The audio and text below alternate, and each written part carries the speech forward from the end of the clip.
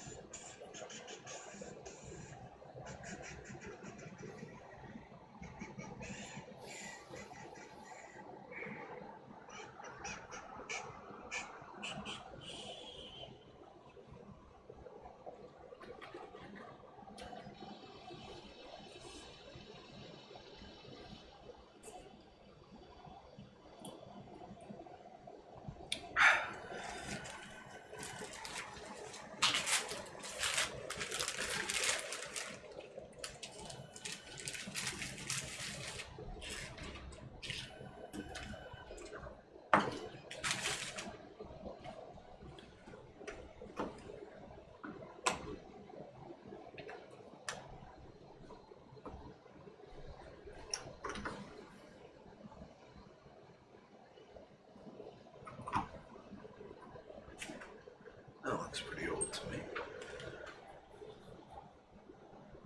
I haven't worn those shoots in many years. I think that's an understatement.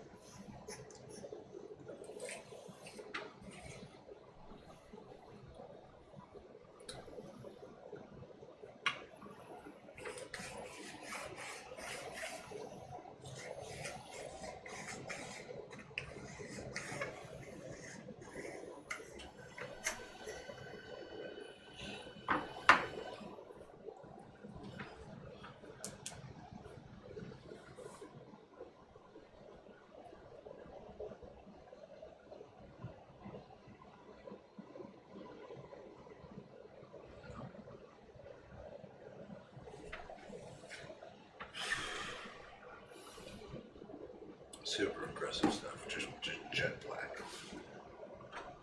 My favorite.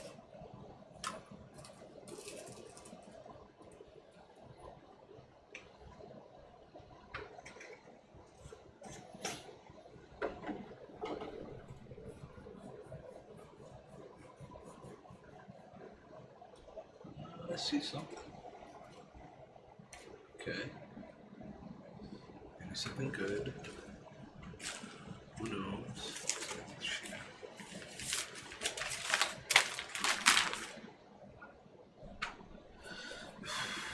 Looking like nothing though.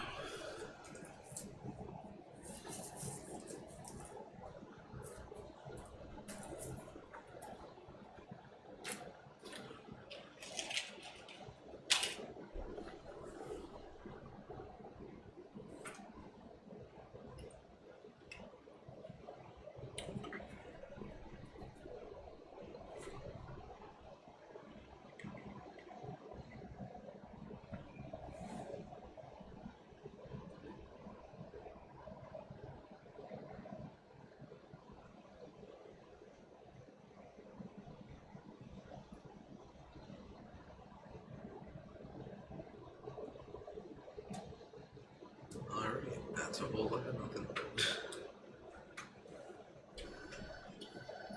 It happens to the best of us. Every time's breaking news. It's great.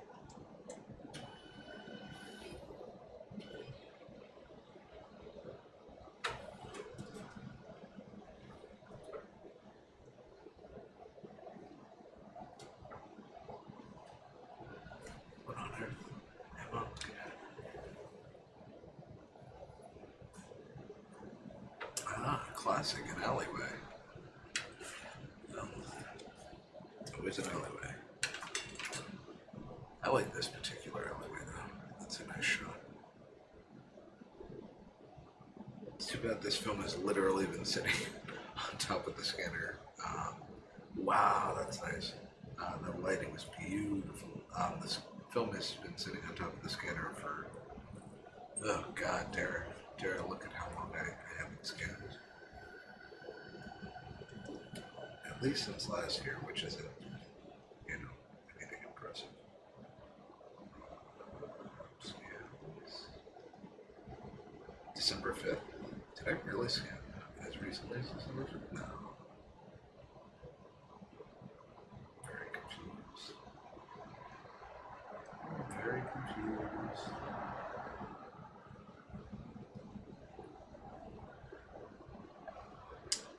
October 12th. Yeah, I stopped scanning film back then. I guess I ran out of film. I think the film lasted me about a month or two that I had last got. What's really kind of rough is, like, it's not rough, but I wish I had, you know, a variety of film. I have mostly our trip to Amsterdam and to Europe and all that jazz. And I wish I just had just a little more variety than that, but I spent a lot of time shooting over there because it had been years since I had been.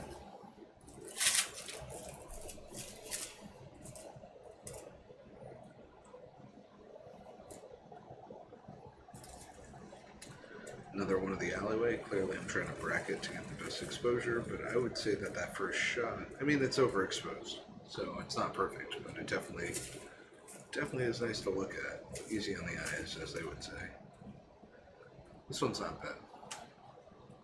After the scans are done, it'll do some of the digital ice cleanup and the dust will be cleared away. It'll look a lot better.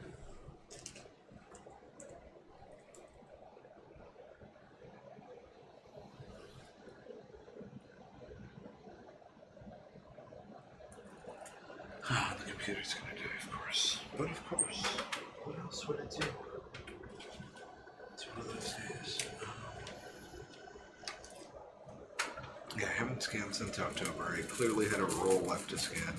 I had also accumulated a bunch of old film from my childhood and prior, like, that I was looking to scan and even develop, but I haven't totally gone down that road. And then I have a bunch of Insects wide film to scan and upload, and I'm kind of sad because I fell behind on the Christmas thing for that, because on Christmas I really wanted to share some stuff, but I just have a backlog of everything. It's amazing. It's great. It's amazing in the best way, but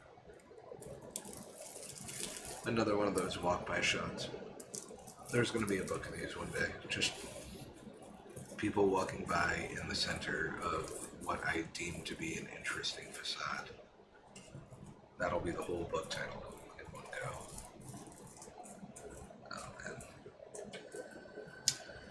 And managing 2 Twitch channels is really a lot of work, which is why I don't do it.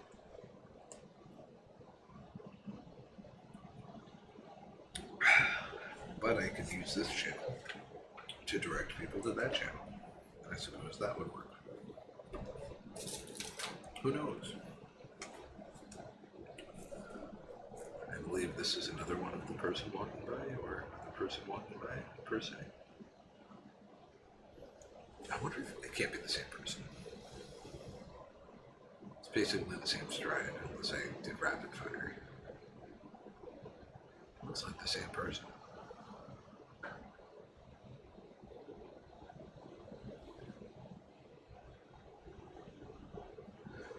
I can't tell. I really, really can't tell. But look how dirty that film is. Oof. Again, it's been sitting there since October. I have a sheath roll here that, let's see what it is, of a museum in Amsterdam, the Reykjavik Museum, I believe.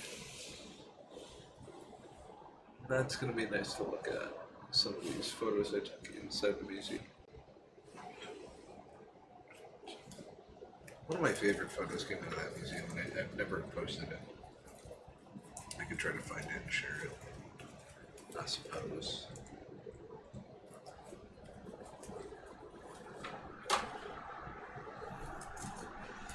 I think there's one more. It's doing the second pass on all the photos, so it's taking a lot longer, but it's going to scan for preview, I believe, so if it's doing both the passes, I haven't actually set any of the output settings up. Yeah, the printed size. Oof. Yeah. That's rough. So we change the printed size. I gotta caption this. There's no captions here. Page. Okay. What I really wish is that the auto naming convention that it offers in this setup actually worked. But I think because of the way I name things, it just doesn't work. So, what are you gonna do? I think it's just naming conventions. It's gotta be perfect in a certain way, not including any special characters, because clearly it would be, work on it. By the way, I said I was bracketing before, clearly not. This is just, it's doing a multi-pass because I chose multi-exposure and I chose scan for preview. So those two things are basically getting ready to save the files. If I'm very lucky, and I should be very lucky with this, it'll do the preview, and because the scan resolution is 4000, it should just, it'll do the preview. And then it should just be able to save it with ease. We'll see. We'll see. I don't want to get too ahead of myself. But look at those scratches.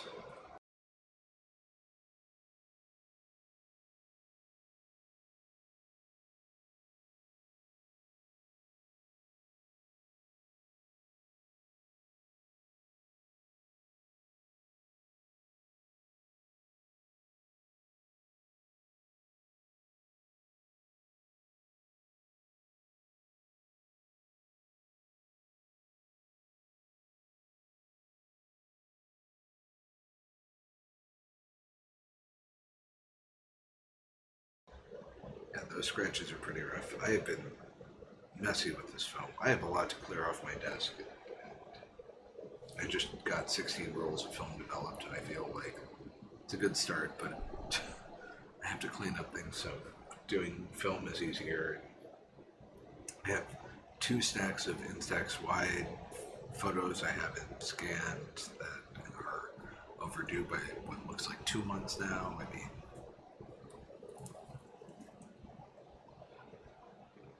it's great.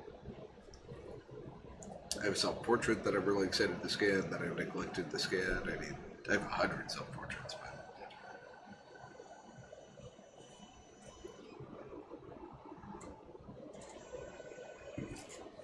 I'm not really sure I haven't, like, why I haven't added it to my Squarespace. What else do we got here? It's the last shot of the room. Another person walking. Nope. Just good old building face. Classic building face. Oh, you're so funny.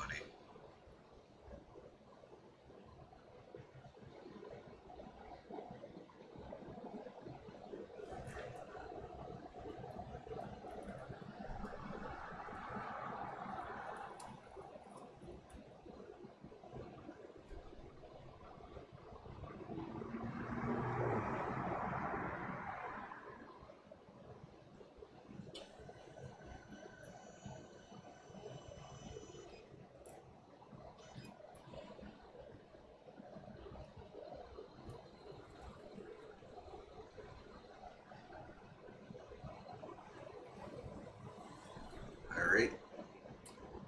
It is the last frame. Hopefully it works out.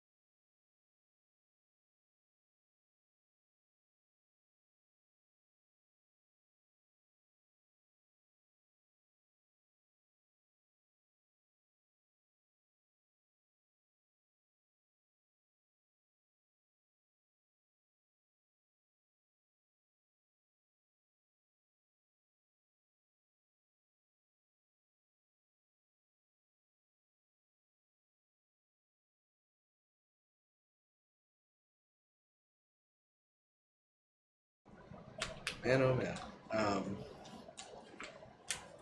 Been talking the whole time with the mute. But, I don't know if you heard me, Jason, but I was asking what kind of photos you shoot and what you might have needed to get developed from back in September. These photos are about a couple of years old, so they are they are not necessarily. These are some of these are COVID. This one, this set that I just scanned, and the rest of the roll is going to be definitely pre-COVID.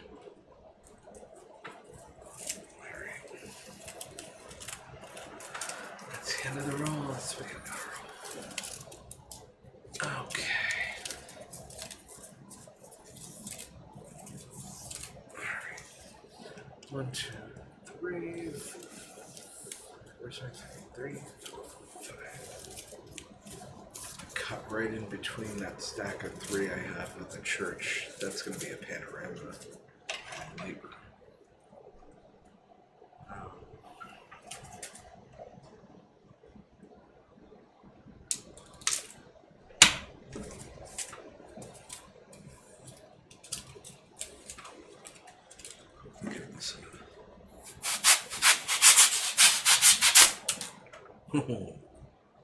So far, I just take landscape photos, sort of hard. I mean, listen. I think the saying. I hope the saying is universal, right? The grass is always greener. Oh, that's fantastic, Jason. I am an avid film photographer. This is actually my passion. This is something I've been doing for many, many years, and it is. I am a full-time photographer by career, so this is certainly something I swear by, live by, pretty much live and breathe. But I'm not the most technical person. I truly just I have a passion for the craft, and I've been executing it for years. But as I was saying, the grass is always greener. So it's like, you know, I do a lot of street photography. I do a lot of city work. That's I do a lot of city work, so for me, I don't know. I just feel very much like if I was in the deserts of Australia, I'd be able to create some more fascinating things than what I see in the streets necessarily, you know. But I would love to see anything you've shot. I'd be happy to check it out. It's always a pleasure of mine. I follow so many people on Instagram that do street photography and all sorts of other photography, but it's just a lot of fun. All my photos are going to be at least on this roll for the next I don't know. I'm not going to even do the math right now, but for the next several scans I'm getting into here are going to be all from New York City. And based on the shoe I was wearing, I'm going to say this is like 2015, 2016. I'm right. I was going to look at the church burned down when I was working at my old job at the studio. I was working downtown on 23rd Street in Manhattan. And I was working at the studio there, and a church burned down right around the corner, and I took the cab down to get to work, but I stopped by the church before I went to work, and I took a bunch of photos. And by a bunch, I mean whatever I'm showing you. And this is in color, so I actually have the black and white photos also somewhere else. I have a couple black and white shots of this church that burned down. And what was crazy is I used to walk by the church every day, and then one day it would just like get caught on fire, unfortunately, and it didn't burn down, but it looked very ominous post-fire. But yeah, so these shots are New York City, and that fire I was working at my old job. I worked at my old job until 2017, so it was between 2015 and 2017. I would say it's 2016. So these are 6 years old? 6 years old photos? Yeah, anyway, sorry. That was a whole rant about what we're going to see. Landscape photos. I like good landscape photos. I am a huge fan of good landscape photos. I haven't really been to a desert climate, so I think it's kind of a challenge, you know, to photograph a desert in one way, or at least, you know, the dunes of a desert. I think that's kind of a challenge. What got you into film photography? What inspired you?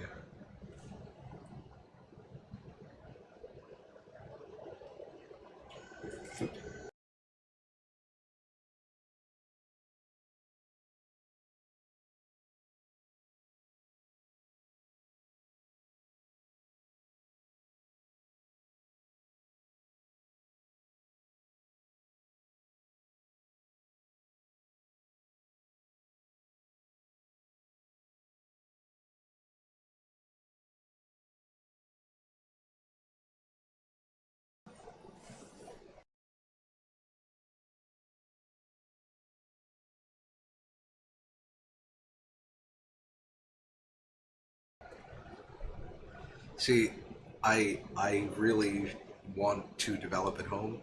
I'm just very lazy with my job.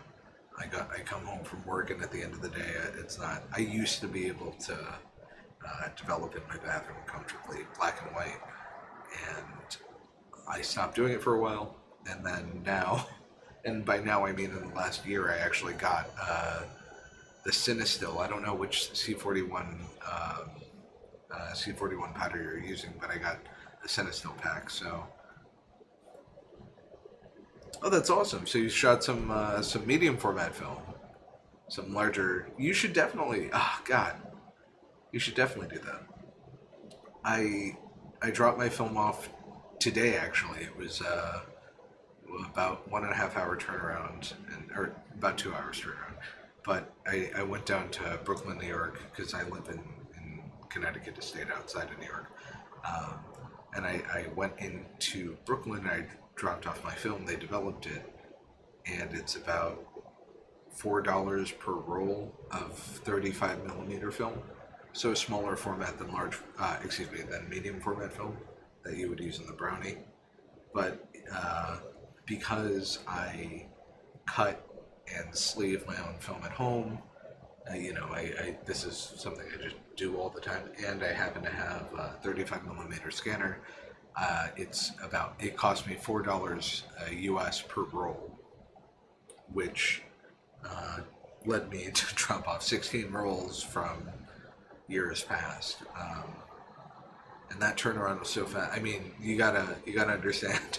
I started in the darkroom, and I love the darkroom. I love the process. The hands-on is everything. And honestly, it's much more satisfying to know that the film is hanging right there, waiting for me to cut it, than like trying to find a decent place that's going to go develop my film. And I've had a lot of luck in terms of finding good places, but I've had luck because I live next to New York City. So I chalk it up to that. I don't have to put my film in the mail, and there's nothing local enough to me where it's worth waiting. Developing C41, I really do want it to be within like 24 hours, and this particular location does it. And I mean, it's called the New York City Street Photography Collective, NYCSPC, on Instagram, and I've been following them for a while, and because I admire all the people's work, and I'm pretty excited about it. So, and I also would like to become a patron at some point. So, um, I've definitely been involved with that scene. I'm trying to think of how I got there. So sorry. Get distracted by this photo. I like this photo a lot for a street photo.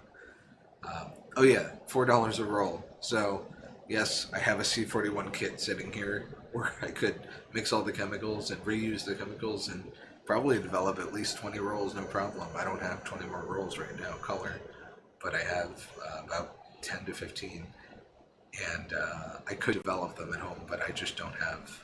I don't really have the time or the energy, with all due respect to doing the process.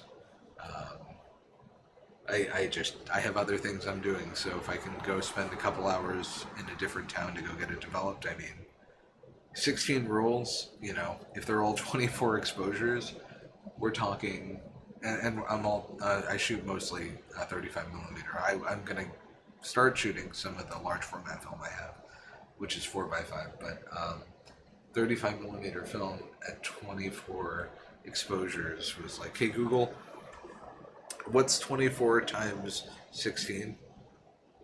24 times 16 is 384. So 384. Hey Google, what's 24 times 36? Excuse me. 24 times 36 is 864. That's not right, but it's 300 and whatever to 500. So I have about 500 photos to catch up on. And that doesn't include, I guess, 3 rolls I had sitting here. The nearest city is filmed 2 hours away. Oh, man. I mean, is it a nice city? Is it somewhere you've been to often enough? Because if you can make a trip out of it and you go there, just make sure you get the film back the same day. But $5.76 per roll isn't bad. Does that info? Is that cut, uncut, with scans? Like, does it come with a CD or any of that?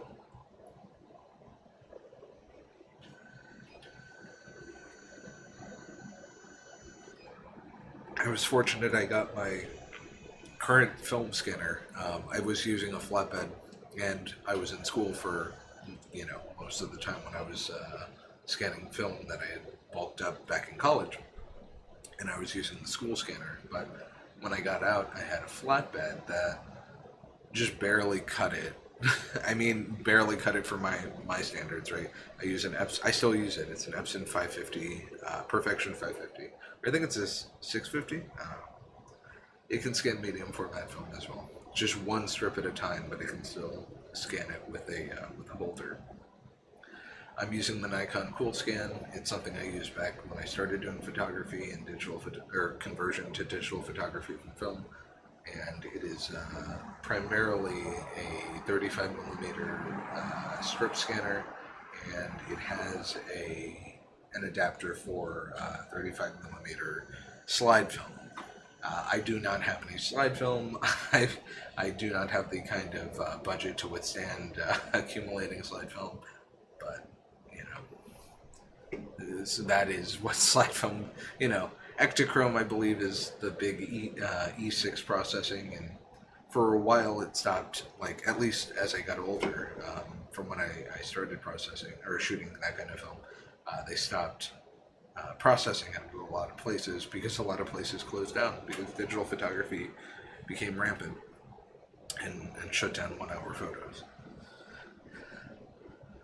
I grew up in a city, just didn't feel comfortable driving in the city these days. Oh, country driving. You know what? I can understand that. I grew up in a city, and I moved out to what is considered suburban, not necessarily country, but a step between city and country, right? So I can understand where you're coming from. I actually grew up for the first 10 years of my life basically assuming I would never get a license to drive because I lived in New York City. You know what? If you're gonna do C41 at home, you might as well just do black and white at home. This photo is great, by the way. just wanna point it out. This is probably gonna be my favorite of the 5 right now. If you're doing C41 at home, I 100% recommend you pick up some. If you can get some Kodak powder, do that at home. Easy.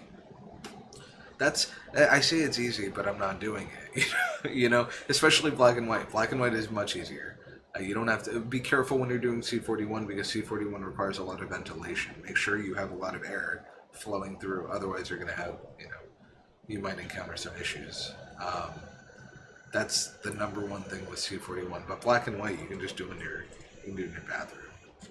And make sure you dispose of your chemicals appropriately, which varies from place to place, but there are regulations, at least for us and different cities across the world, where this photo might be nice, where you have to dispose of it properly because it contains silver. Oh, I love that photo. Oh, look at that. I have a lot of construction photos, but I have nothing that construction-y, which says a lot. Which says a lot. Wow. Oh, right. This is the beginning of the fire. Duh. I was like, why are they just perfectly aligned? Was I right there at the right moment? In one way I was. So this place had burned down, I guess, the night before. Only the inside, the facade had mostly remained standing, as a good church facade should.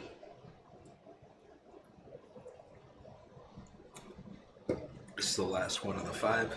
I'm very excited because then I can get into the next 5, which basically are 2 shots that pan up. I can just give you a preview, an auditory preview. 2 shots that pan up, 2 landscape shots, and then a third final. I say third, but it would technically be a 4th because of this photo that I'm scanning right now. But a 4th shot of it. I know what's going on here. 4th shot of it, but I had mentioned earlier I have black and white versions of this photo because the day I took this photo, and I'm saying this by the color aspect of it, these photographs must have been the next day or the day after when I came back to work and, I was walking by this particular location again. It must have been the following days because there's no, the other photo looks a little more charred out, and I think these photos are more focused on, kind of how things cleaned up a little bit. I haven't been down there since I worked down there, for the most part. I got drinks down there a couple of months ago, surprisingly. Stupid shit going on. Hey. Anyway, tell me more, Jason. What do you do? What is do you take photographs besides film photographs? Is that something that interests you? Are you working in the field at all? I like this one, and I can composite it with some others, which is nice. I love this one. I don't know why. I mean, this one. I think I had those last 3 of the 5. I'm very happy with. And the first one's pretty good. Yeah, the first one's pretty good. I said because I thought I didn't have this guy right here, but what are you gonna do? Let's scan these videos, or excuse me, save these videos.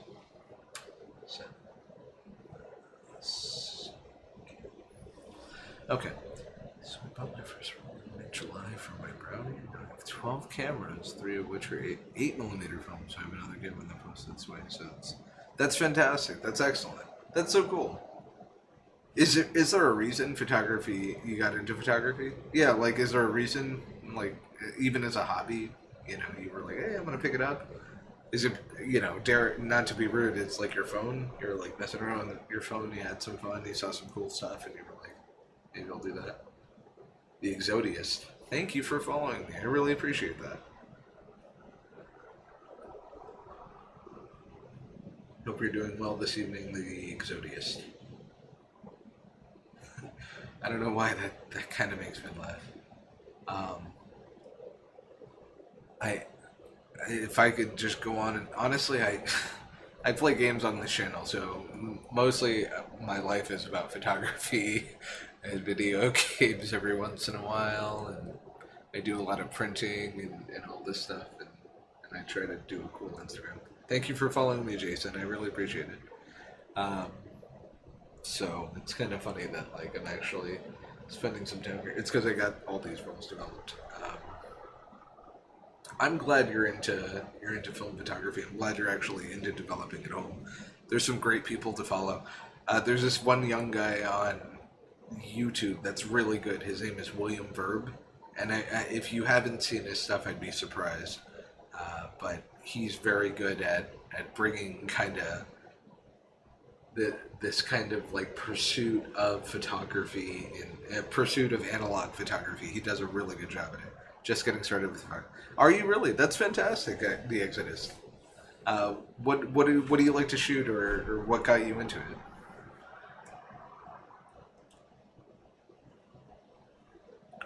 See, that's cool. That you saw some cool videos online and you were like, you know what, I want to try that.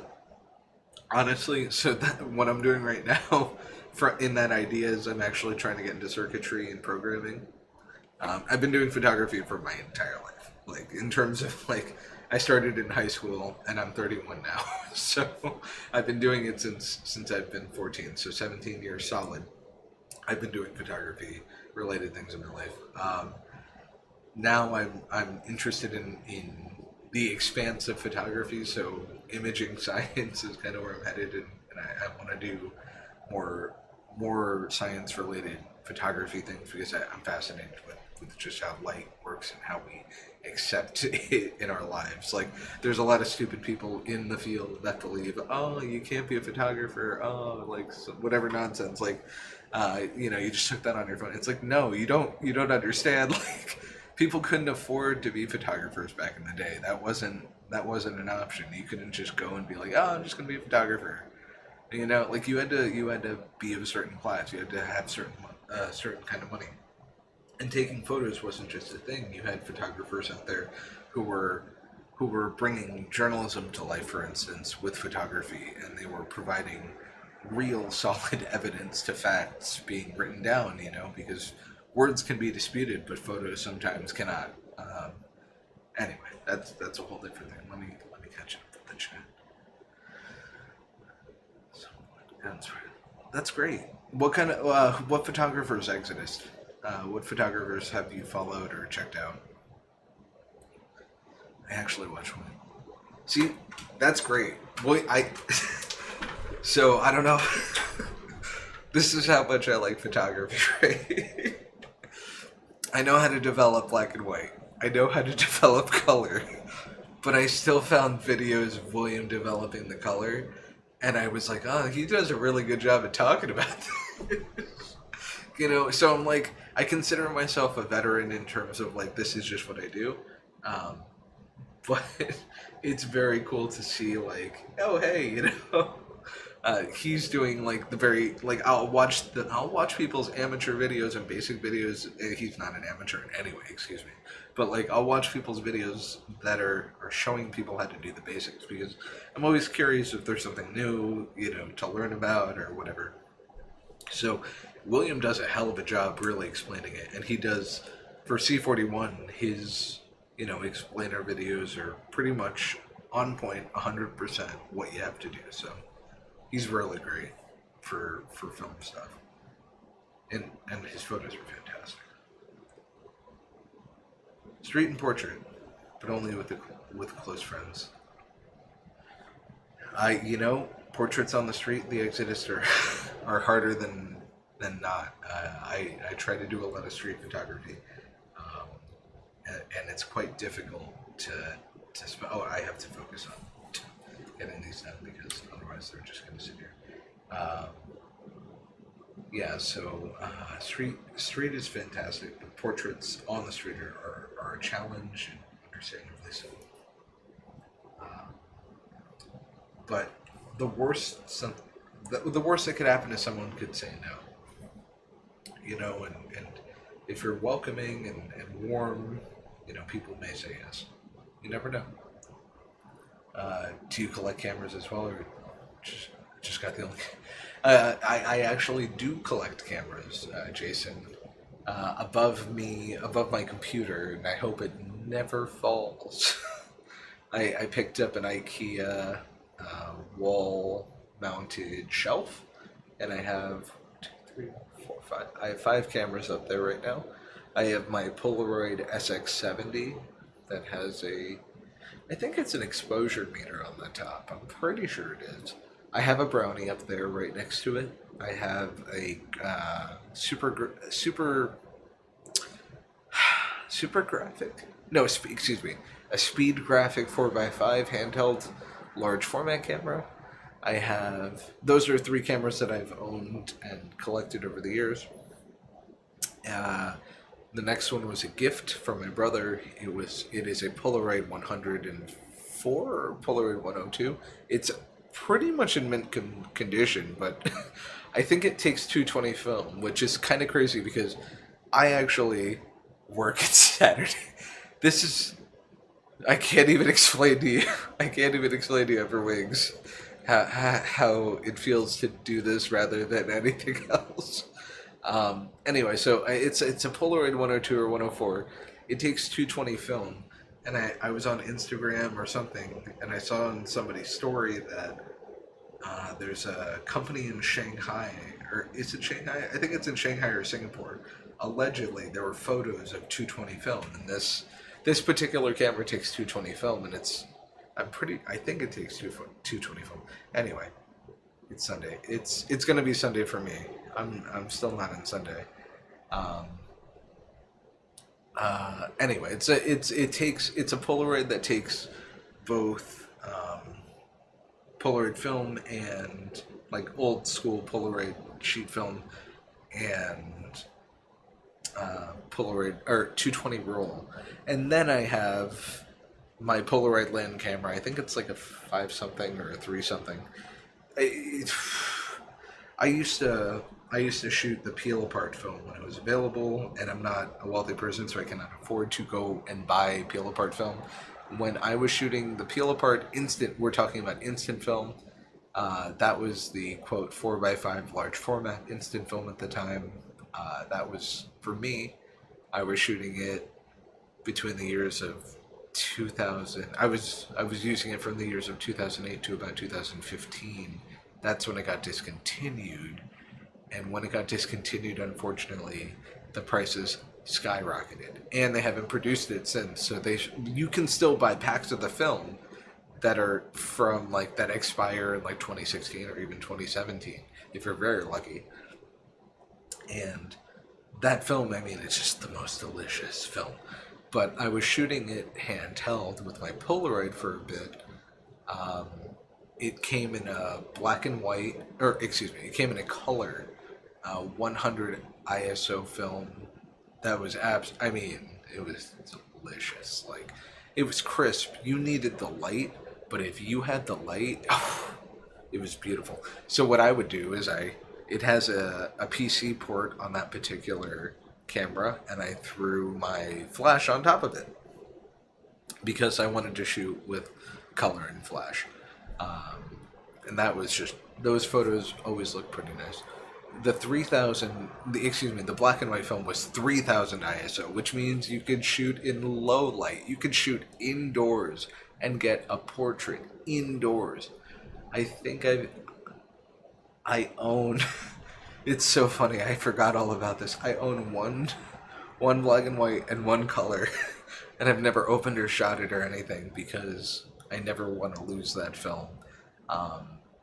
So they used to sell, the color used to sell for about $12 for a pack of 10 exposures. And then the black and white used to sell for like $15 to $18.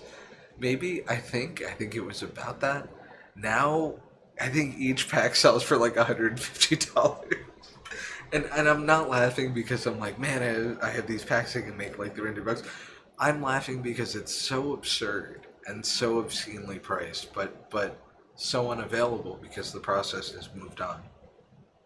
And it's devastating that it's moved on. I mean, it's truly, the peel apart film was so much better than the current instant availabilities, with all due respect to what's out there. I do know there's peel apart film today, but they ask you to pay $30 for 3 sheets, which is no different than buying a pack of 10 sheets for $100.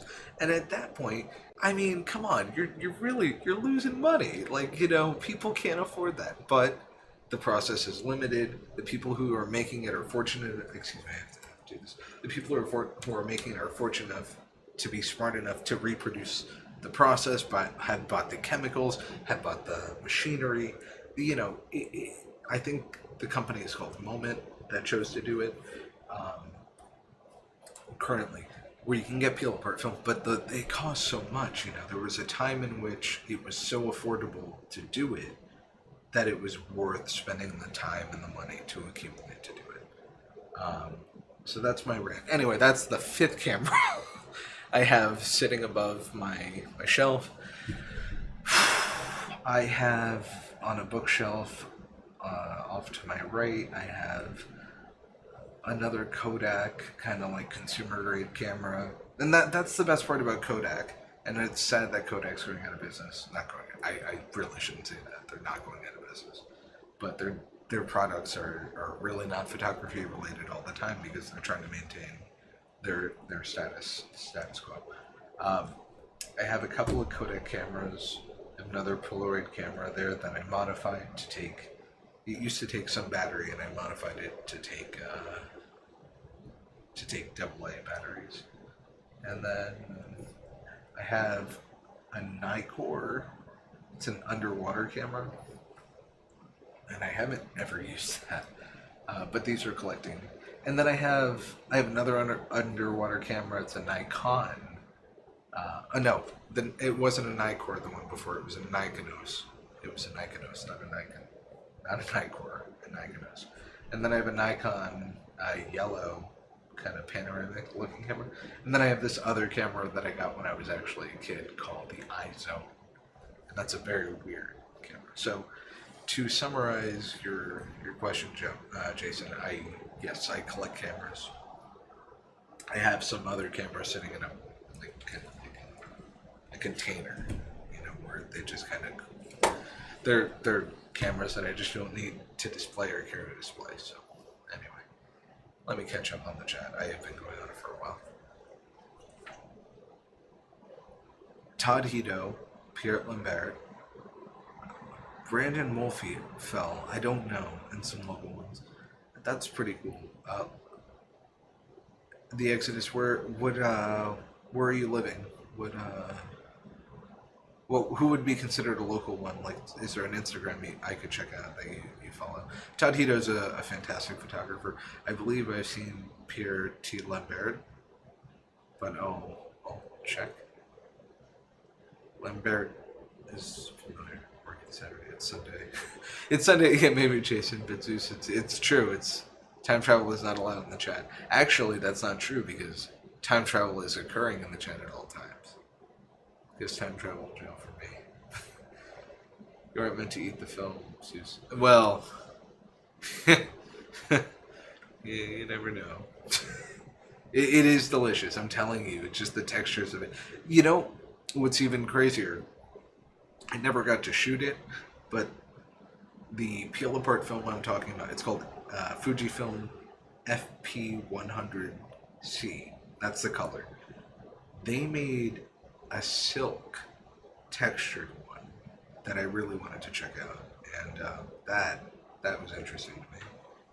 Alright, I stopped scanning and I kept talking forever. Holy shit. Let's get this going.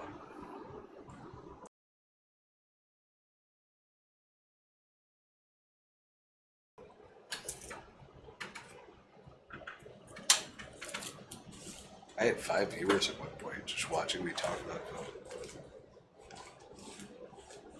Photography and all that stuff. I don't know why I've been doing this most of the time. It's a double win. I get to just talk and do what I get to do and catch up on work. And it's quite easy to share everything I'm doing. So I'm gonna keep doing it. Where's this other film? There we go.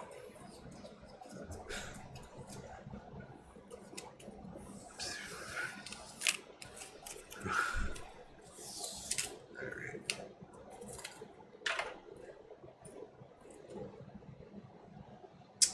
So right now I'm basically, unlike a lot of people, I'm just cutting my film willy-nilly over, not with gloves or anything, not with anything. I just cut my film and I'm throwing it on the scanner. And that's how I've always done it. I don't go extra careful in handling things. I just do the damn thing.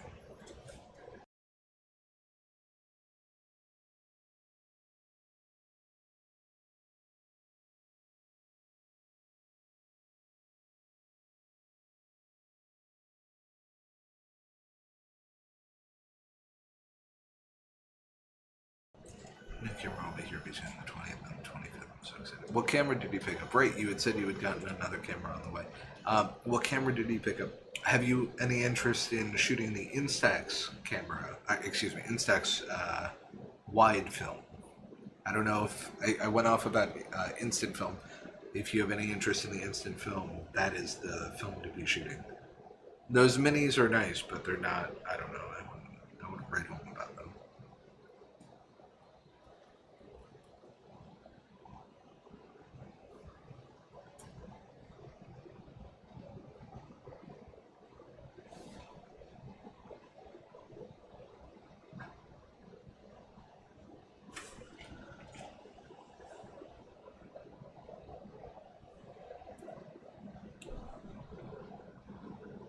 Argus C3. To be honest, I don't know it off the top of my head, so I'll have to check it out.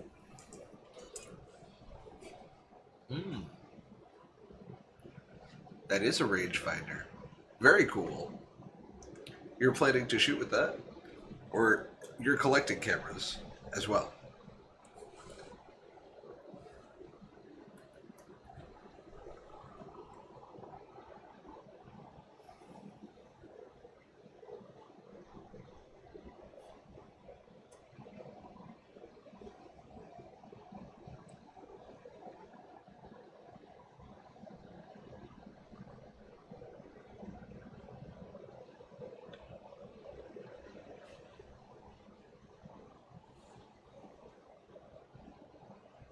It's great.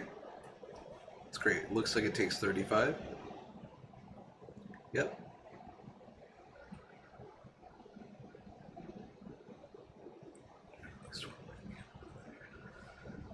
So my dedicated working film camera for the longest time, and I mean since I've gotten my own film camera, went back when I was a teenager, I've replaced it with the same model over and over again, is the Canon AE1 program, and I have been dedicated to it.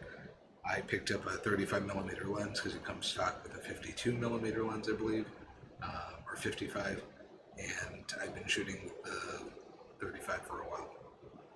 I swear by it. That's my only film camera is like a dedicated film camera shooter for 35mm. I've shot some other stuff. I've shot on some automatic film cameras. I've shot on some rangefinders. The Canonet particularly is one that I enjoyed. I shot in, I took some courses out in Hong Kong, and I had the Canonet out there because they had a lot of film cameras laying around, kind of.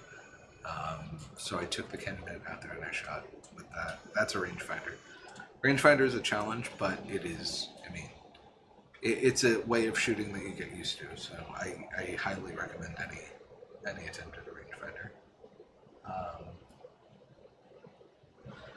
Yeah, I just don't shoot medium format. That's the only thing I don't shoot, and I kind of wish I did. If I could afford to just go get one, I would probably go get a Mamiya. And I would shoot a bunch of film, but film prices are also going up, which is pretty rough. So if you can, start to accumulate some film on the back burner, because those are going to get expensive.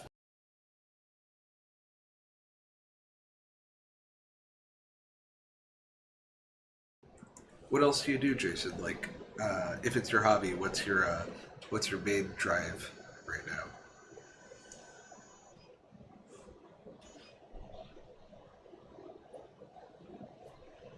This is the second photo for the panorama.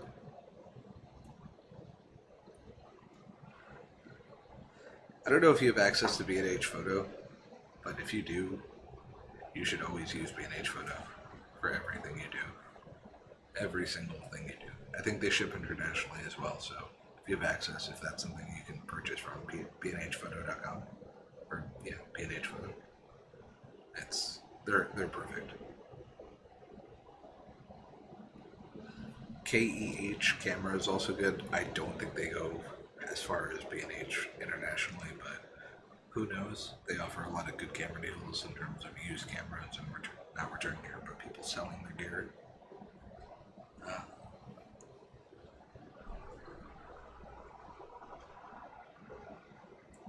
I think I asked you before about developing. Do you get your scans done as well?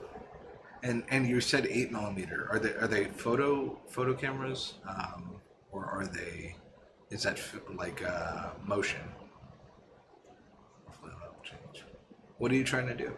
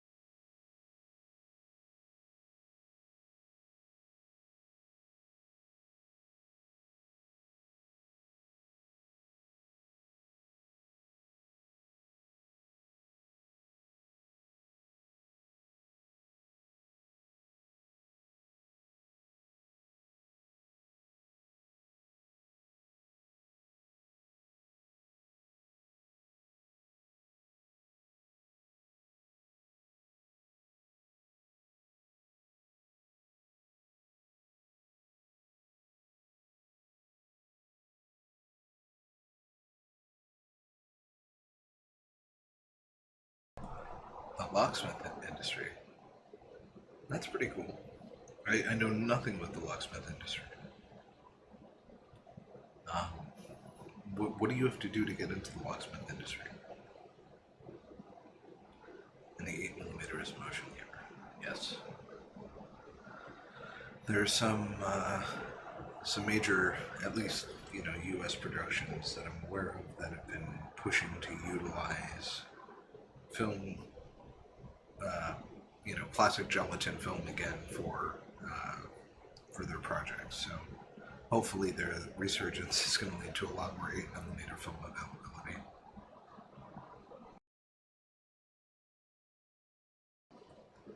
But yeah, locksmith industry. Hey, I'm wondering how does one get into the locksmith industry?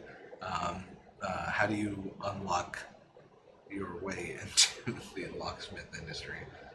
If I were to be so punny about it, and I think I have to turn this upside down. I think I put this in upside down, and no, it's actually horizontal. Well, I hope it works out. I do. You know what? I guess you're going for an apprenticeship of the sorts, where you're looking to grow within the field, which makes a lot of sense. I think that's very cool.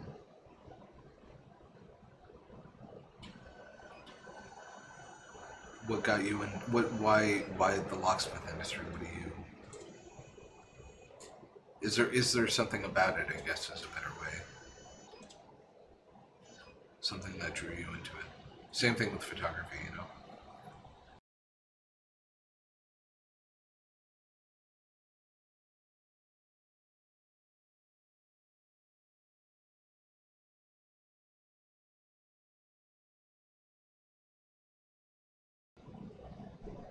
Yeah, so this is another photo of the construction workers at the site after I guess it would be maybe even a week after, I guess, because of how cleaned up things sort of look and how.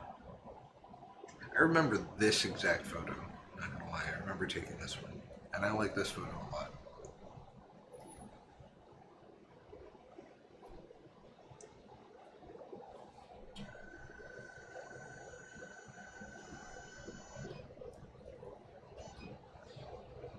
I don't really have complaints with the skater. The skater is great. I just wanted to announce that. Which reminded me I wanted to put a picture of the skater.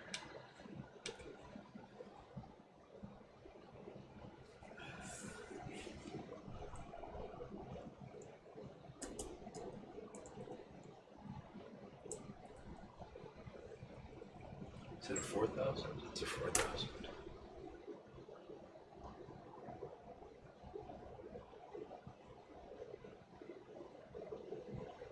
I did not realize it had a back feeder. Holy shit. This thing can take basically motion film, like giant rolls of film. I did not know that. But from behind. It's got a feeder right there. Astonishing. Love this bad boy. Alright. It's a nice shot, but it's not the photo. It's not the one I'm using. It doesn't matter. I'll just show the nice shot. And it's basically an iteration of this, but a less sleek. You know what? I'm not going to get the fake version. I'm just going to show the one I have.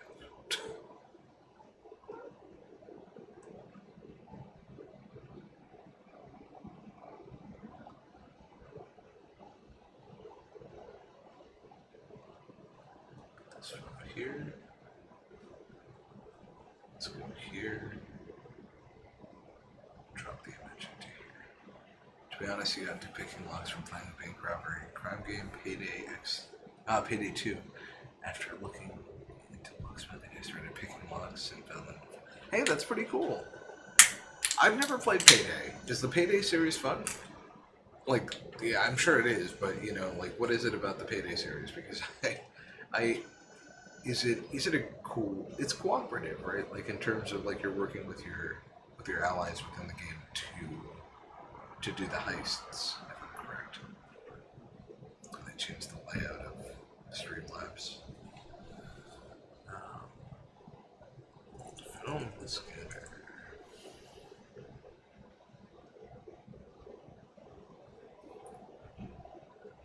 That's pretty cool though.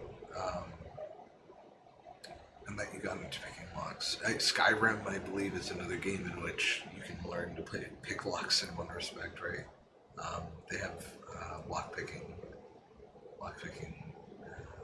experiences in that game. Let me see. I'm trying to put photo.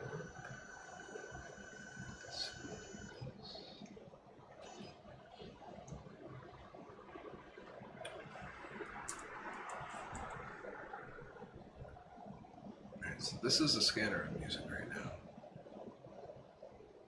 It's called the Nikon Cool Scan.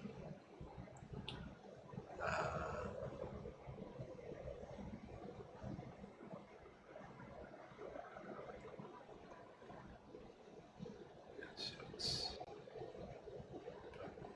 right around here will be fine.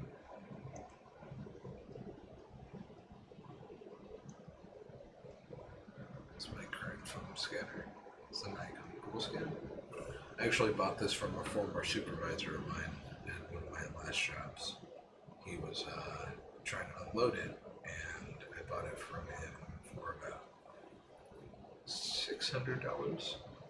And it was a good buy. I mean, like, it's an excellent film scanner. I've adapted it to work with my MacBook Pro. That's where I'm scanning off of right now, so you can work the films. Yeah, Payday. Fallout. I've never played Fallout either. But I think it's because it's a little more intricate, and I haven't given certain intricate games more of a chance than I should have. Batman Begins on PS2 had a Fallout game. Oh, I never played that. That's like a motion picture game, kind of, you know, where they make it. Because you're saying Batman Begins. Wow. Wait, is it The Dark Knight Rises I'm thinking of? I think I'm thinking of The Dark Knight Rises. I have to look at Batman Begins.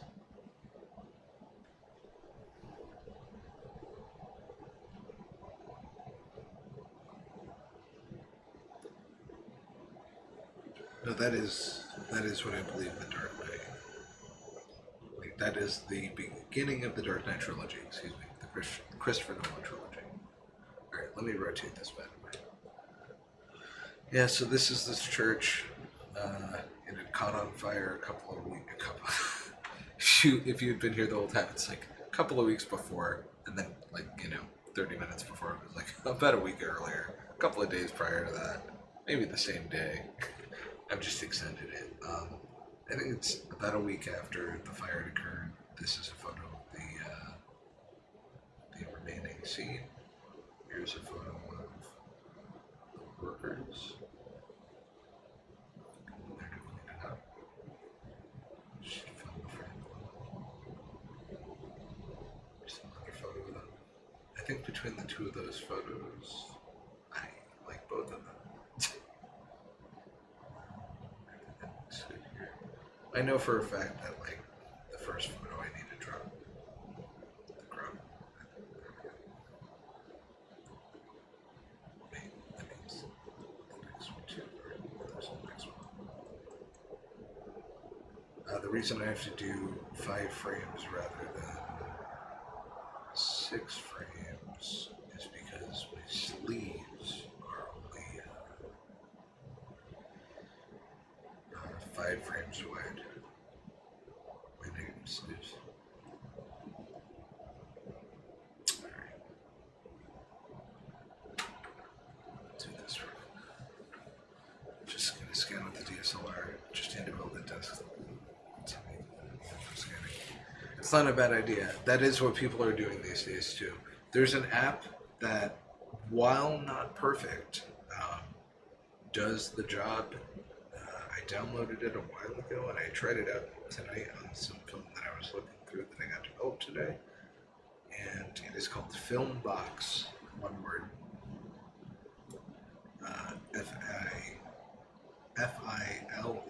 Filmbox.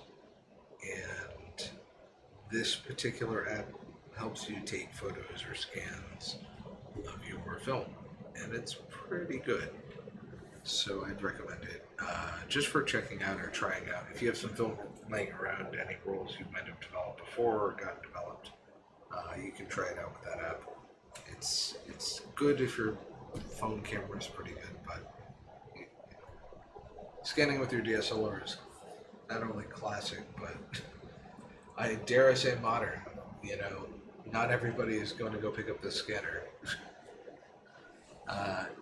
To just briefly explain how the scanner works, that black plate that you see in front of the scanner drops down, it slides down, and then there's an insert, like a 35 millimeter insert.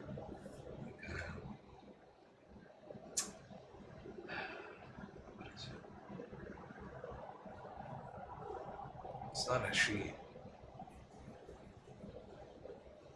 It's part of the world, whatever. The exposure is the 5 exposures. The film, but like the 5 exposures of film, I can't, the line of film, I can't even describe it right now. I'm getting pretty tired. Anyway, it takes it in the feeder and boom, scans the film, and it scans at a maximum DPI of either 54 or 4000. It reads at 4000 for the preview, but the final save size is 5400 PPI. So, where are we here? It is Sunday for me now.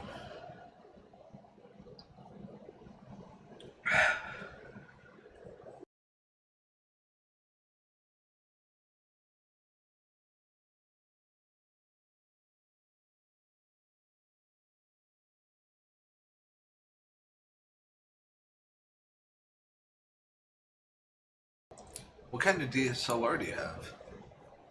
What have you been using for that? Because you don't just have a point and shoot, it sounds like, because you said DSLR.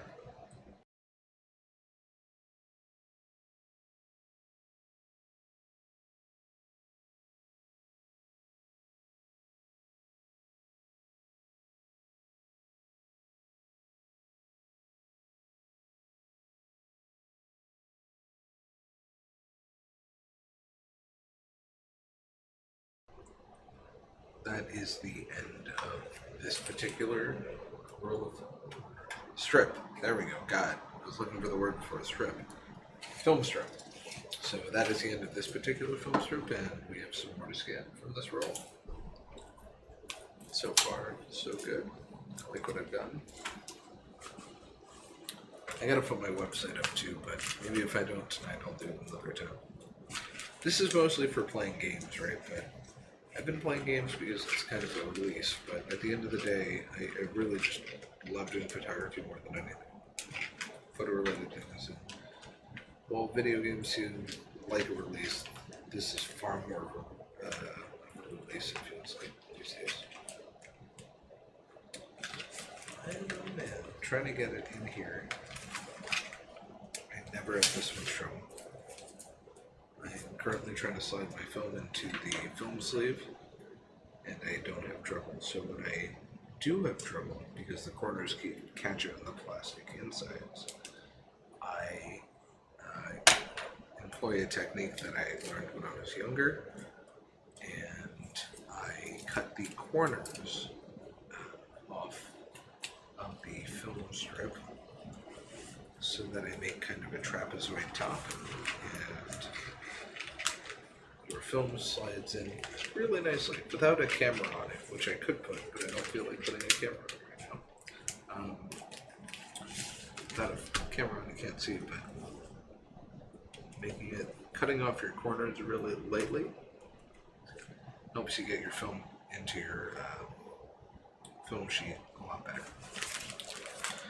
Your negative holder. Alright, we have to cut the next 5 frames, and we have to clean them a little bit, and then we have to scan them. This is a roll of 24, so it's taking a while, mostly because I'm doing multi-exposure, and that's pretty much it, just because I'm doing multi-exposure on these scans. This particular scanner cannot take individual frames, so it cannot take a single shot. It has to be, I think, at least 2 shots, but I highly recommend, if you have this scanner or you get this scanner by any chance in the world, which most people these days probably won't because they're shooting with their DSLRs, as you said. I believe that if you do end up with a scanner like this, make sure that you do not do any less than 3 frames, because you don't want your scanner to get eaten up by your film to get eaten by your scanner. I've had it happen to me. I've had to open the scanner that is presented on the bottom left of the screen. I've had to unscrew the sides and remove a piece of film that was caught in the motor a little bit. And it was terrifying to me because I thought I had not only lost the film, but I just thought I was going to ruin the scanner, because the scanner was a much bigger deal. So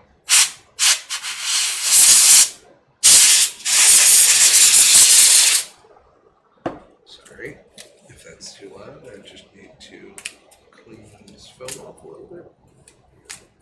It's very curled because it's been sitting in a curled position for months. It's also hard to get into position, but there we go.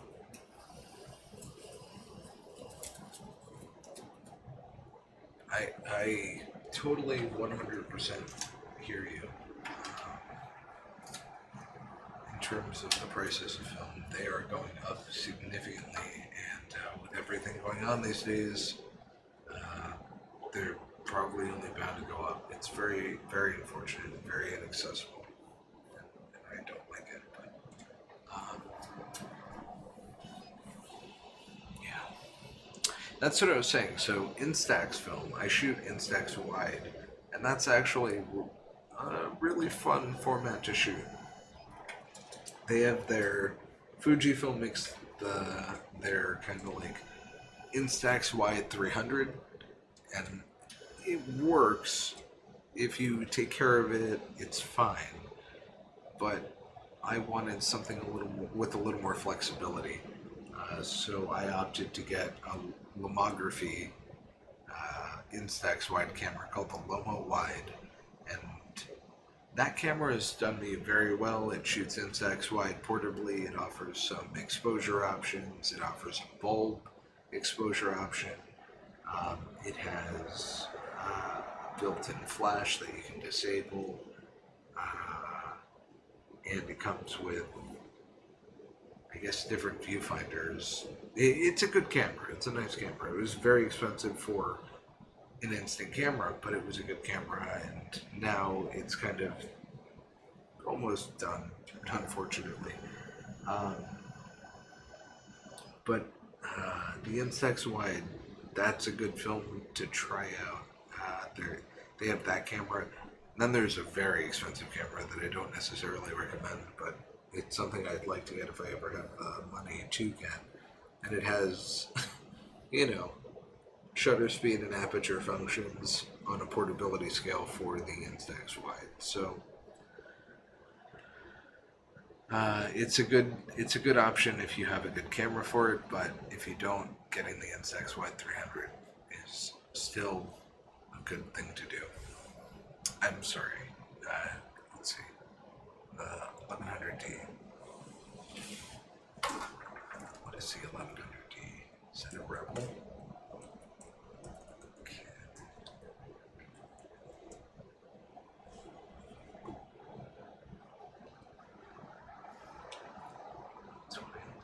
Let's see. Yeah, it is a Rebel. Aha. So I started with the Rebel in terms of digital camera. I started with a Sony. It was a Sony Cybershot, but it was a 20 optical zoom. I don't think it was optical. I think it was actually 20x optical. 20x optical zoom camera my mom got me for a digital camera, and that camera was pretty good.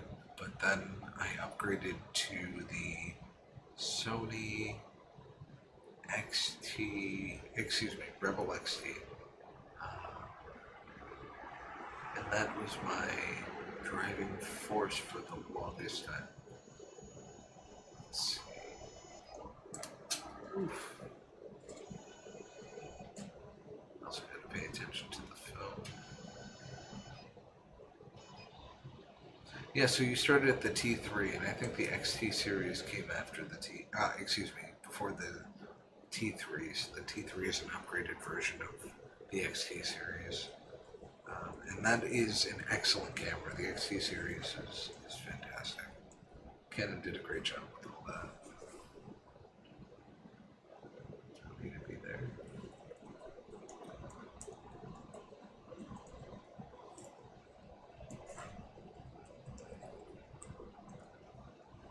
Yeah, so I think the XT led to the XTI. Let me look on. You can still buy this camera. Wow. I should get it for old time's sake. B&H even sells it? No longer available, that's right. No way. Wikipedia? Yeah, so this was a 350D. Wow. Yeah, the Canon 350D, that's what I started on. This bad boy was, here, let me change the photo up for this.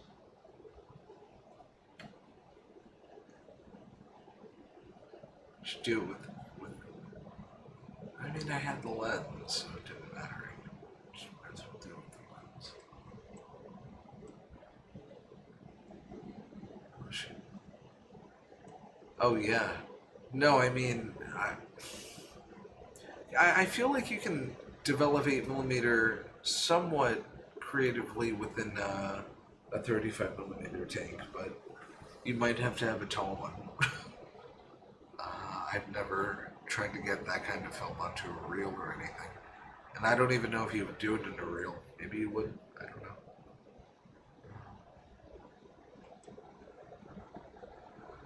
Pros. What an obnoxious photo on Wikipedia of this camera, but this is the camera I started with. It is the Canon Rebel XT, otherwise known as the Canon 350D, and it's 8 megapixel. I don't know. I brought this thing to concerts, and I shot a lot of concert photography with this camera. Um, and I had a very successful time doing so, and was very fortunate to be able to have it. It had the compact flash card, which is still very much prevalent. Now they have CF Express, which is horribly expensive, but apparently worth it if you have a dual, or at least a single card slot that takes CF Express. If you have a dual card slot, I think you really want them to both be CF Expresses, but we're talking about expensive cameras at that point.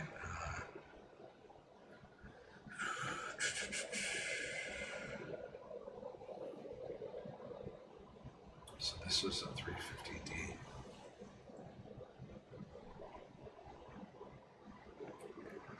And wow, this wasn't even a full frame camera. The only full frame at that time was the 1D series. Amazing. Wow. The big boys were using that. I was in high school.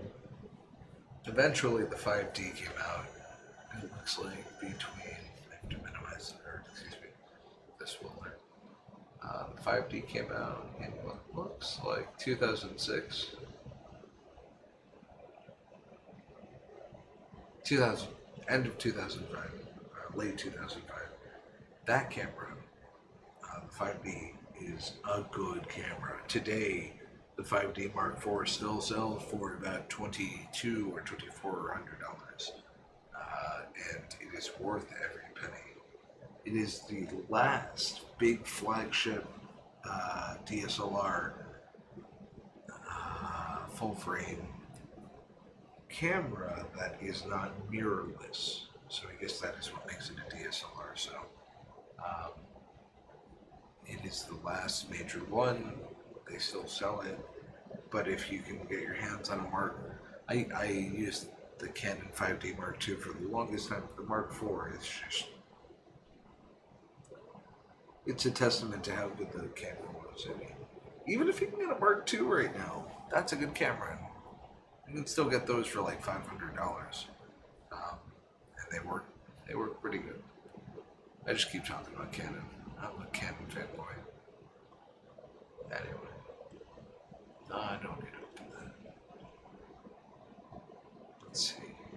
Yeah, $1,550 for the cheapest roll to develop.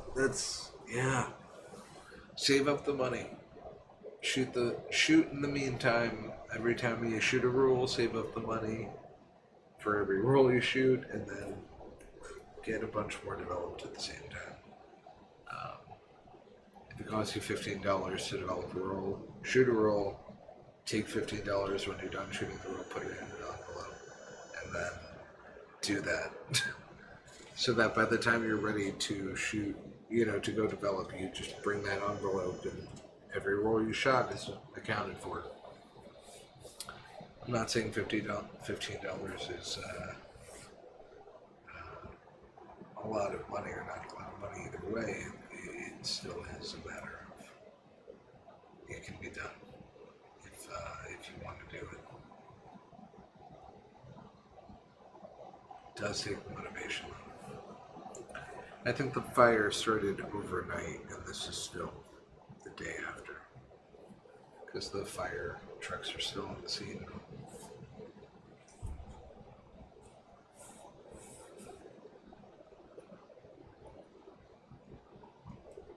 The camera looks awful in terms of just sitting there. 3-color 35mm 100 ISO, 2 black and white 12400 ISO. Alright. Well, if you got the 100 and 160 ISO, just make sure you're shooting on some nice sunny days if you're shooting outside. And if you're shooting inside, make sure you have a lot of light. And I mean extra light where you're accounting. Obviously you got your settings on your camera, so you're accounting for your light settings, but make sure that you get a lot of light. 100 ISO, great for a sunny day outside, 100%. I really should have my website. Do it another day. It's just testing, just chatting.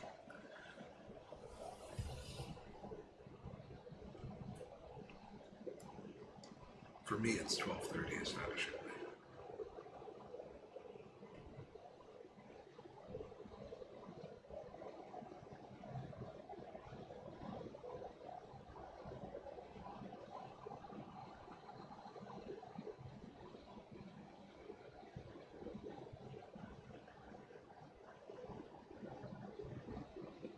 It's all nothing for sim for ages. Have you traveled outside of the continent? Have you been able to get outside of Australia in your life and travel to different parts of the regions out there? So I guess I know it's not the Polynesian Islands, but I feel like it is. I know like Indonesia and stuff, New Zealand, uh, Singapore, Hong Kong, Asia, Southern Asia.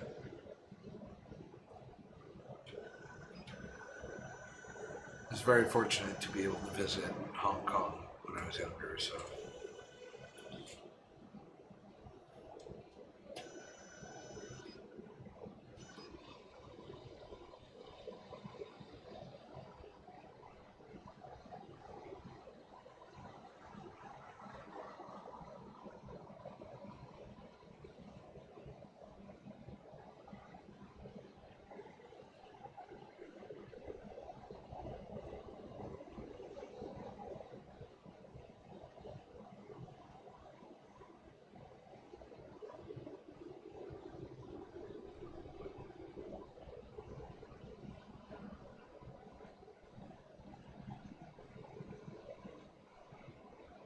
about $70 for all the films. Express shipping would be 70. Yeah, $70, but still, it's a lot of money. And left the country in years. Just meant to be in Europe for Christmas. Yeah, with everything going on, I can't imagine traveling at all. Even though people are still able to do it and have to do it for work and all that. You're born and raised in Australia?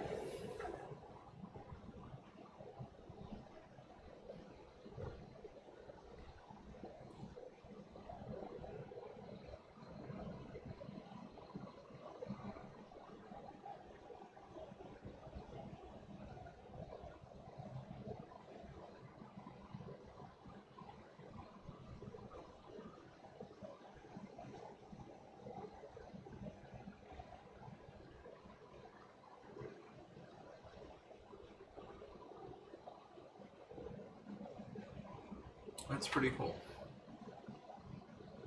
I met some people when I was in Hong Kong that lived in Australia. Some people attended school where I did in the States that were from Australia.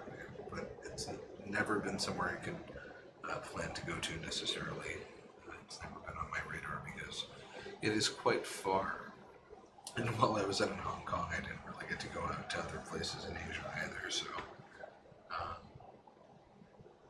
it's completely understandable in that regard. And I'm getting tired. I think I have a couple more. I'll finish the roll. I should count how many frames I have, and it is 1, 2, 3. I have exactly 5 frames. Very lucky. They're all the same thing, so.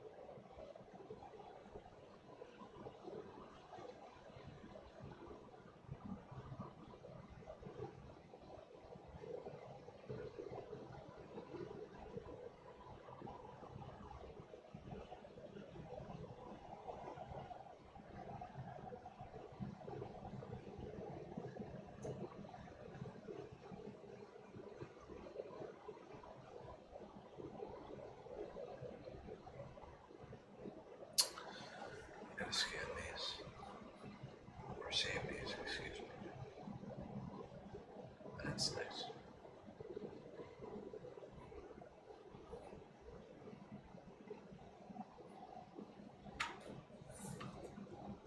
Yeah, I wish it did the auto naming thing, but I'm not really. You know, the trade-off is that it's all scanned and ready to go rather than having to sit through it afterwards. And I can at least talk about it one way rather than the other.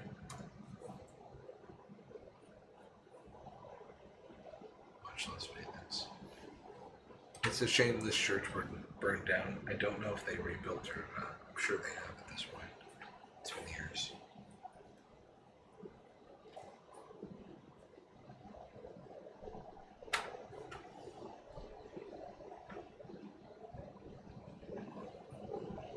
And then we have one more strip to scan.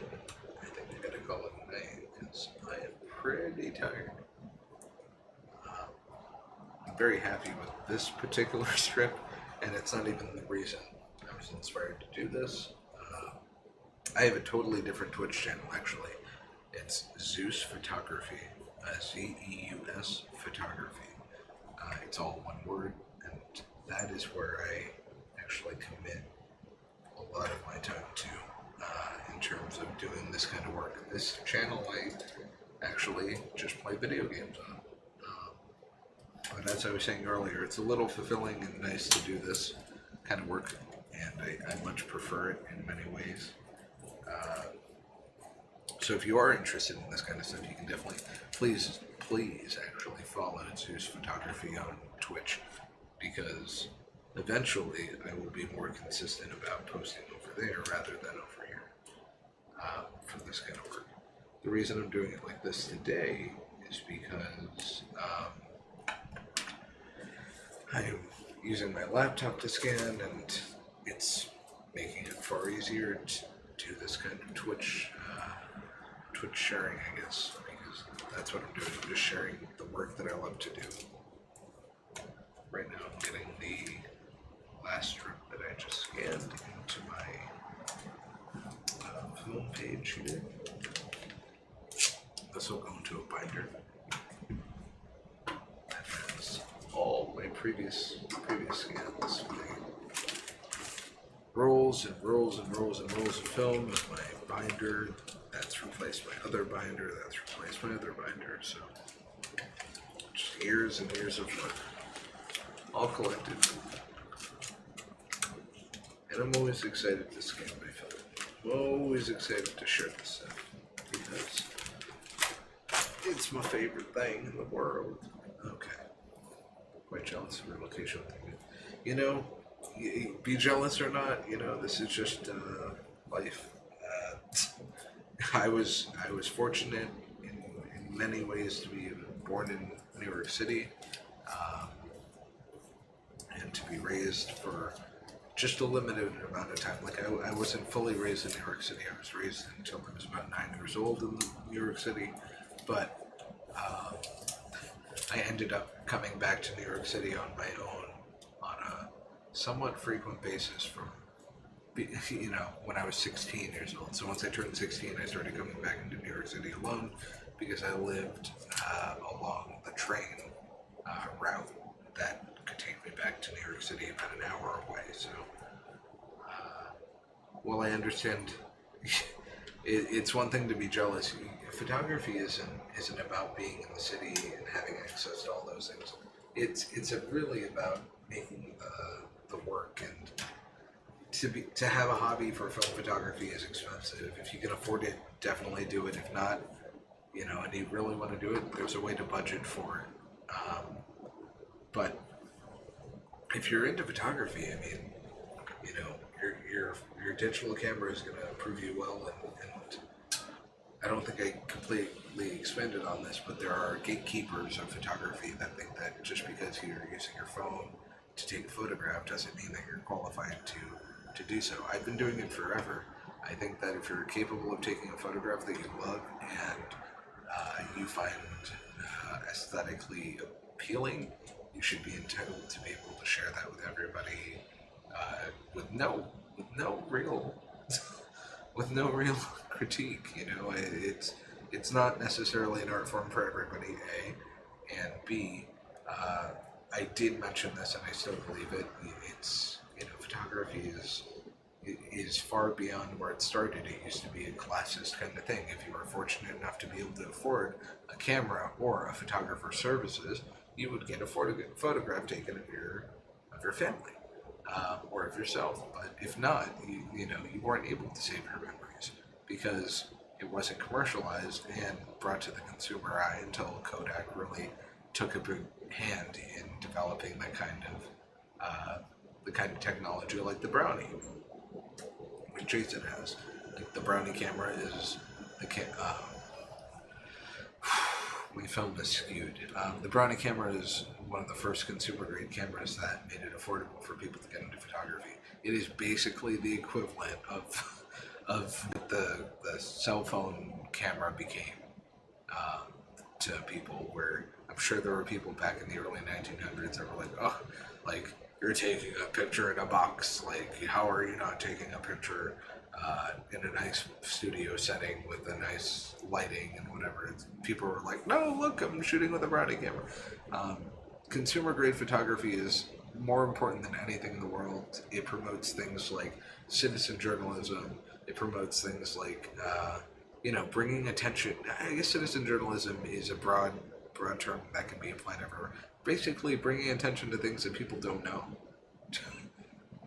Like 100%, bringing attention to things that you have experienced that people can learn from or understand from or something. I mean, it shouldn't be like, oh, you took it on your phone, and because you took it on your phone, it's any lesser. I mean, you took it for a reason, whether it's your child or your parent or a friend or a tree or a beach or whatever you were doing that day. You said, hey, I want to remember this particular, and because you chose to do that, you get to share it and show it, and there's nothing wrong with that. It doesn't matter if it's the best photo in the world or if it's meant to be the best photo in the world. It doesn't even matter.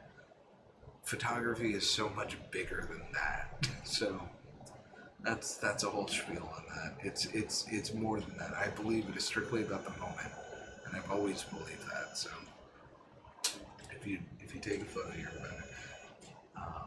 Your wallet is down. I am sorry. I'm sorry. I hope you get that job 100%. That's what I say. I hope you get that job 150,000%. But I'm glad you're gonna get some film and you shoot and develop whatever you gotta do. I hope you do.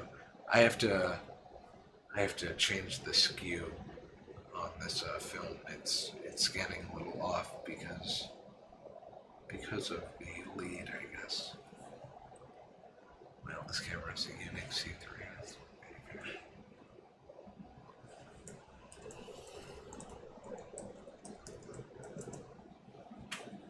Oh, look at that. That's crazy. That's a nice camera. Do you have it with the handle, like the grip? And have you been able to shoot with it yet?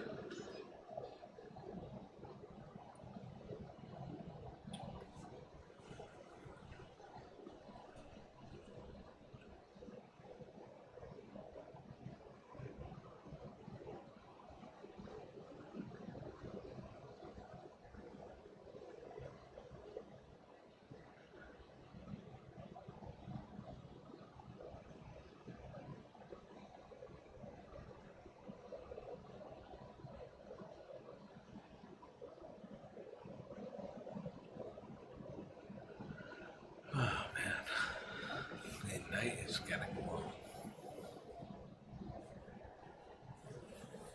I should play again. As Emberwing said, work on a Saturday or a Sunday. As Jason said prior, yes, this is quite relaxing. Does it look grappling in the ocean? That's pretty great. That's pretty great. I had a similar camera. I don't know the make or model. I think I still have it somewhere.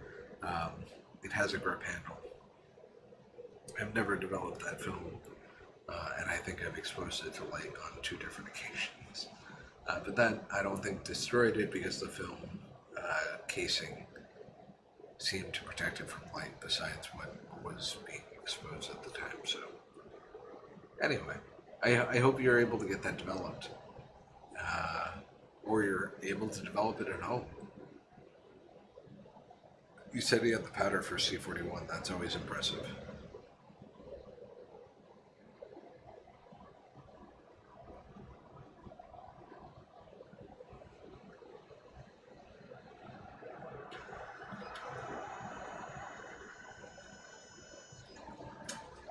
You know, if you have a remote trigger for your camera or a shutter release, where you can kind of leave the shutter open, you should go shoot some landscapes at night. I mean, Australia, in my eyes, at night, walking around in the dunes of Australia may not be the thing I would do, because I think I'd be a little terrified of what kind of wildlife I'd encounter. But if you're able to do that, or maybe if you have a really, really good flashlight, like one of those super mag light flashlights, you can do some pretty cool scenes at night with your landscape photos, where you paint your scene using the bulb mode of your camera. So shooting maybe 30 seconds or a 60-second exposure, and using a very high powerful flashlight to paint in the scenes of the setting. That is very cool for nighttime landscape kind of stuff, which I am a huge fan of. I like nighttime photography.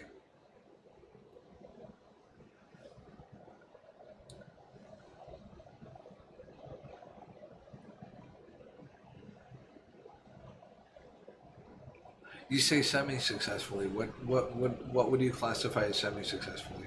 Was it because of the way it was shot, or was it because of the way that you developed it? Did you expose it to light during developing?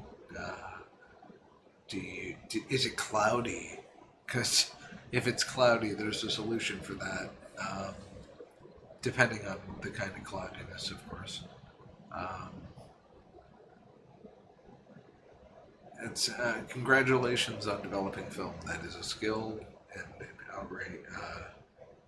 outright determination to achieve.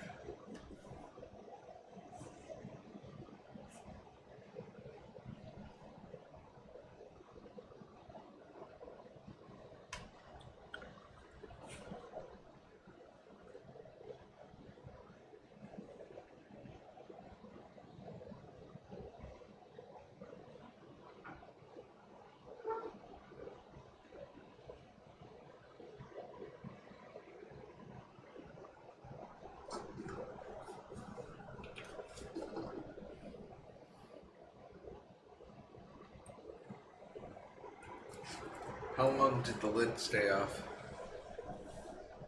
Like, I'm assuming you were swishing it around and the lid popped off. Just some photos. Are they black from the sprockets all the way inward, or are they black only within the borders of the frame, essentially? The framing of the image. Because if they're just black, that means that they got overexposed to light. But if the sprockets, beside where the borders of the frame would be, it means that light would have leaked onto the film there. But in that case, light is a little acts kind of like water. So some photos on the black are just black. Yeah, no, I totally. But do you have alternating frames that aren't necessarily black? Because there were some scans tonight that I did that were black as well, just jet black. Because if it's not leaking into other frames, at least it's not a light leak. It's just like maybe you had an exposure problem, maybe you forgot to change your settings, and that's normal. That happens. Yeah. So So probably you forgot to adjust your aperture or your shutter speed, or famously, and nothing to be embarrassed about. It happens to everybody. You might have left your lens cap on. I've done it plenty of times. Uh, I still do it to this day. I'm taking a photo. I'm like, oh come on! I set the aperture all the way to 2.8, and I'm shooting pretty. Oh, that's oh. What are you gonna do?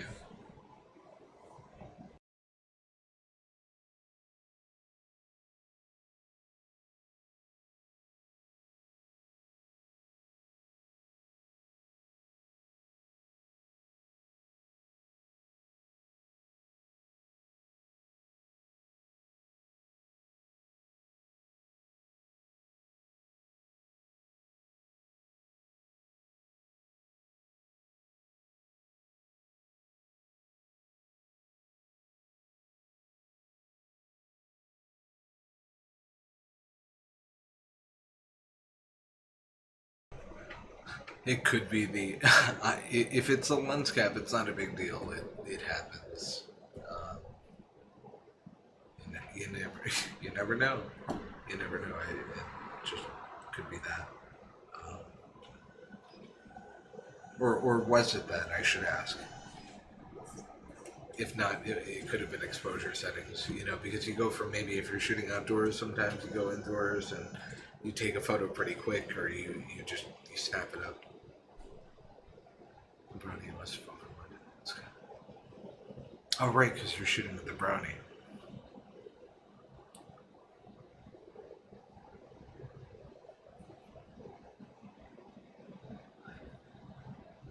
Well, typically, if it's all black but within the borders, it means that it was exposed to light.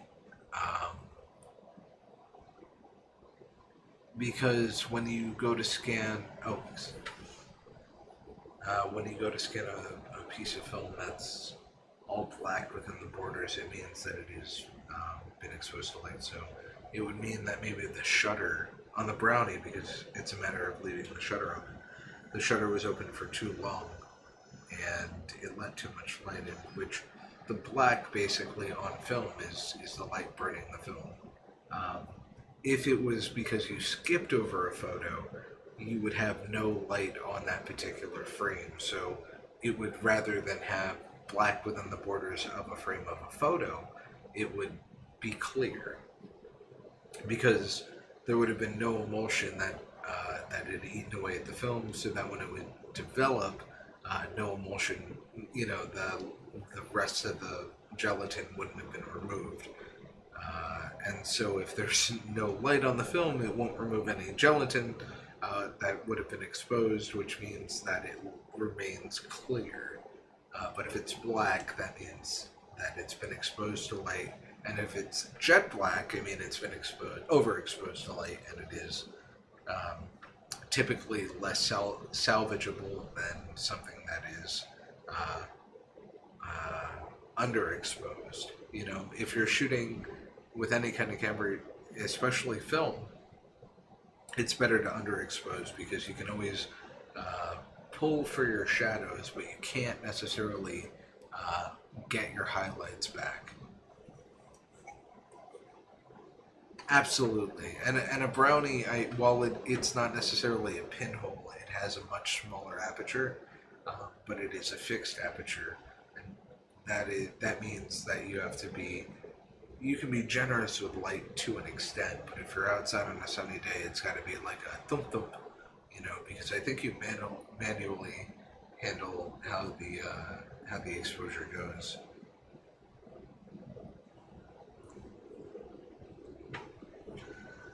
That's the last frame. And that's gonna be the end of the night for me at the end of saving all these. But I'm happy with them. Happy I scanned over. I'm gonna go play Grand Theft Auto or something. um, yeah, it's fine. Just not on screen. I'm gonna go play it on my own. Jason, it's been great talking to you.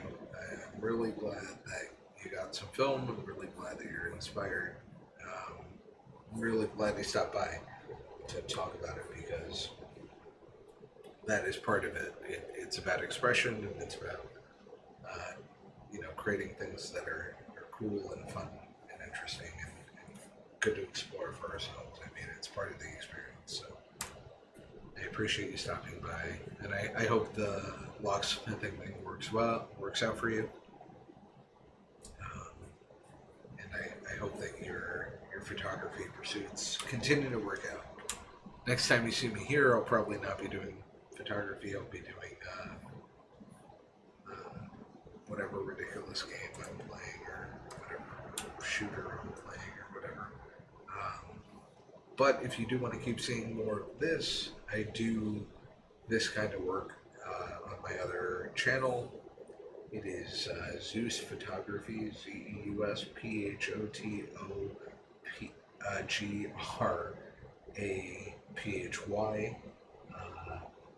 and there are some older scan videos of me scanning some film that I've shot in the past and all that jazz.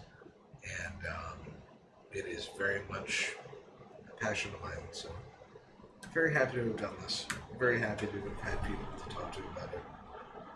And gotta say, this is what I'd much rather be doing. And I should be doing because it is my passion. It's what I like to do, and I should be making better use out of it because I can talk about it all day. I'm very involved in it. So, scanning was fun. I'm getting my last strip into the sleeves right now. Right onto my disc. And because I cut the corners, it is just easy. Like butter, it slides in, no jagged corners. And then I'll flatten this sleeve under my binder. So, yeah. Again, if you want to see me some more, you can always check out Zeus Photography. Please, if go on Twitch and look up Zeus Photography. I think it's Zeus Photography. Could be Zeus Photo, but funny enough, there's a guy in Australia that does photography under Zeus Photo. He is an imposter, and I can say that comfortably. But that's a whole different thing to get into. Let me double check Zeus Photography or Zeus. Yeah, it's Zeus Photography. One word. I have 6 followers and no picture. And no videos. There's nothing there. But the last time I was live was December 11th, so not more than a month ago I was scanning. Or just more. So go to Zeus Photography and go follow that channel, and if you're following this channel, you'll see me doing it again maybe one time, and I'll have some more banners to promote the other channel. So, thanks again. Have a great night. Have a great day. Happy Sunday.